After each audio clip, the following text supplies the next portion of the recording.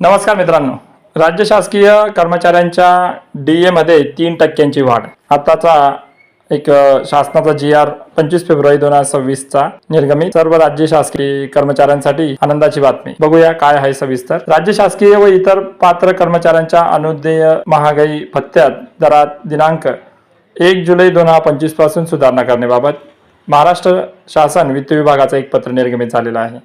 पत्र आहे 25 फेब्रुवारी 2026 चं। बघूया काय आहे शासन निर्णय। राज्य शासकीय कर्मचारी व इतर पात्र कर्मचाऱ्यांना अनुदेय महागाई भत्त्याच्या दरात सुधारणा करण्याचा प्रश्न शासनाच्या विचाराधीन होता। शासन असे आदेश देत आहे की दिनांक 1 जुलै 2025 पासून 7व्या वेतन आयोगानुसार सुधारित वेतन संरचनेतील मूळ वेतन अनुदेय महागाई भत्त्याचा दर 55% वरून 58% करण्यात यावा। दिनांक 1 फेब्रुवारी 2026 पासून सदर महागाई भत्ता वाढ रोखीने देण्यात यावी।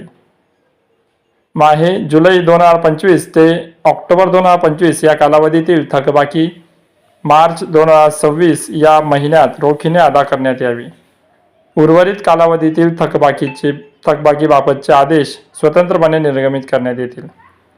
तर या शासन निर्णयामध्ये आपल्याला पॉइंट 2 मध्ये दिसत आहे की 1 जुलै 2025 पासून आता सर्व राज्य शासकीय कर्मचाऱ्यांचा DA मध्ये वाढ करण्यात आलेली आहे आणि ती आता 55% वरून 58% झालेली आहे। आणि जी वाढ आहे ती 1 फेब्रुवारी 2026 पासून सदर महागाई भत्ता वाढ रोखीने देण्यात येणार आहे। आणि जुलैपासून तर जानेवारीपर्यंतचा जो थकबाकी आहे त्याच्यात सरकारने 2 टप्पे केलेले दिसत आहेत। पहिला टप्पा जो जुलै 2025 ते ऑक्टोबर 2025 या कालावधीतील जी थकबाकी आहे ती मार्च 2026 या महिन्यात रोखीने अदा करण्यात येणार आहे। आणि उर्वरित जी 3 महिन्यांची थकबाकी आहे त्यासाठी स्वतंत्रपणे आदेश निर्गमित करण्यात येणार आहे। महागाई भत्त्याची प्रदान करण्यासंदर्भातील विद्यमान तरतुदी व कार्यपद्धती आहे त्याच प्रकारे यापुढेही लागू राहील। पॉइंट नंबर 4 मध्ये यावर होणारा खर्च संबंधित शासकीय कर्मचाऱ्यांच्या वेतन व भत्ते ज्या लेखाशीर्षाखाली खर्ची टाकण्यात येतात त्या लेखाशीर्षाखाली खर्ची टाकून त्याखालील मंजूर अनुदानातून भागविण्यात यावा। अनुदान प्राप्त संस्था व जिल्हा परिषद कर्मचाऱ्यांच्या बाबतीत संबंधित प्रमुख लेखाशीर्षाखालील ज्या उपलेखाशीर्षाखाली त्यांच्या सहाय्यक अनुदानाबाबतचा खर्ची टाकण्यात येतो त्या उपलेखाशीर्षाखाली हा खर्ची टाकण्यात यावा। तर महाराष्ट्र शासनाचं वित्त विभागाचं हे पत्र आपल्याला 25 फेब्रुवारी रोजी निर्गमित झालेलं दिसत आहे। तर एक आनंदाची बातमी आहे सर्व राज्य सरकारी कर्मचाऱ्यांसाठी।